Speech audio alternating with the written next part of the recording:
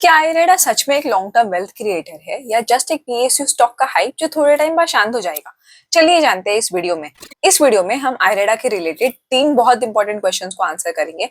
सबसे पहला, आयरेडा का बिजनेस क्या है। सेकंड, आयरेडा के शेयर्स में इन्वेस्ट करने पर क्या क्या अपॉर्चुनिटीज है और क्या क्या रिस्क है। थर्ड, एज एन इन्वेस्टर आप आयरेडा के शेयर्स में इन्वेस्ट करने से पहले कौन कौन सी चीजों को ध्यान में रखना है। तो सबसे पहला क्वेश्चन, आयरेडा का बिजनेस क्या है। आयरेडा एक एनबीएफसी कंपनी है जो रिन्यूएबल एनर्जी प्रोजेक्ट्स को लोन देती है।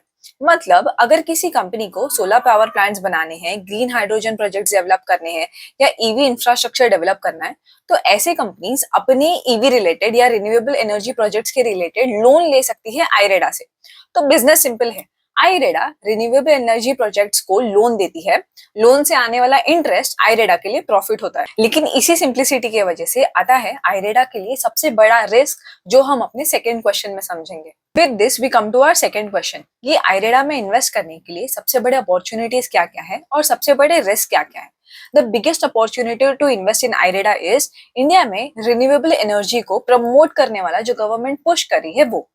इंडिया का टारगेट है to get 500 gigawatts of non fossil capacity by 2030, 50% renewable energy by 2030 and net zero carbon emission by 2070। India को चाहिए ग्रीन एनर्जी। ग्रीन एनर्जी बनाने के लिए कंपनीज को चाहिए पैसे, और ये पैसे देने का काम करती है आयरेडा। The second biggest opportunity for आयरेडा is the loan growth। अब आयरेडा का बिजनेस क्या था?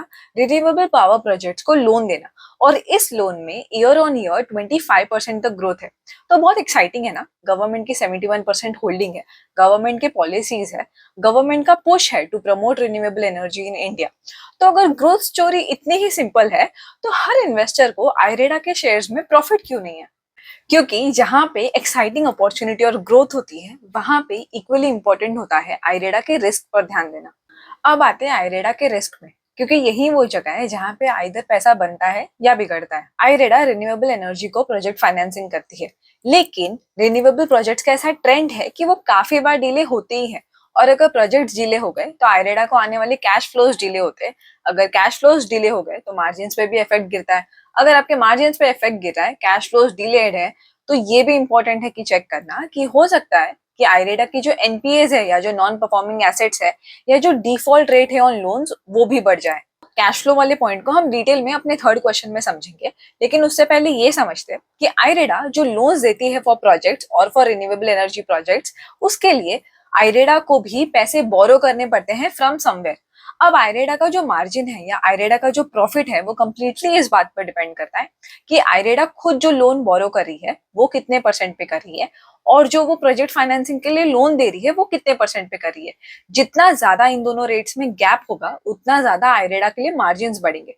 अगर इन दोनों रेट्स में, मतलब आयरेडा का बोरोइंग रेट और आयरेडा का जो लेंडिंग रेट है, अगर इसमें गैप कम होते गए, तो आयरेडा का जो प्रॉफिट मार्जिन है वो भी कम होगा। इसीलिए इस बात को कंटिन्यूअसली मॉनिटर करना बहुत इंपॉर्टेंट है कि कहीं आयरेडा का जो खुद का बोरोइंग रेट है वो ना बढ़ जाए। आयरेडा का जो अभी का पीई रेशियो है that is 20, which means that जो भी आयरेडा की एक्सपेक्टेड ग्रोथ है वो ऑलरेडी आयरेडा के प्राइस में फैक्टर हो चुकी है।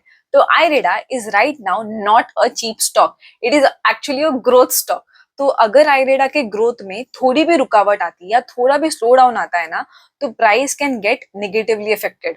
So now let's get into the third and the most interesting question कि हम एज एन इन्वेस्टर क्या कर सकते हैं।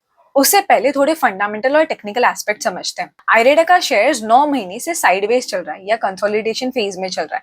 आयरेडा का P ratio is 20 times and IREDA का price to book ratio is 3 times, which means that all the growth story that we are talking about is already factored into the price of आयरेडा. So is it right to say that आयरेडा is not undervalued? Absolutely yes. आयरेडा is ideally fairly valued or overvalued. It is definitely not undervalued right now. आयरेडा के revenues are increasing year on year. आयरेडा के profits are increasing year on year, but the operating cash flow of आयरेडा is declining year on year.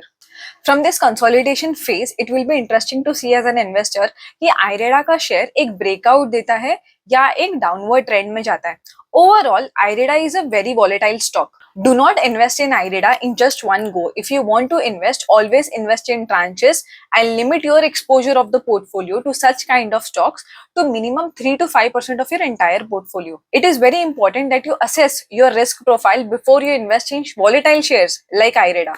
This video was really informative about IREDA. Make sure you like the video, share this video with your friends, make sure you subscribe to the channel so that you mute the mess and listen to what matters.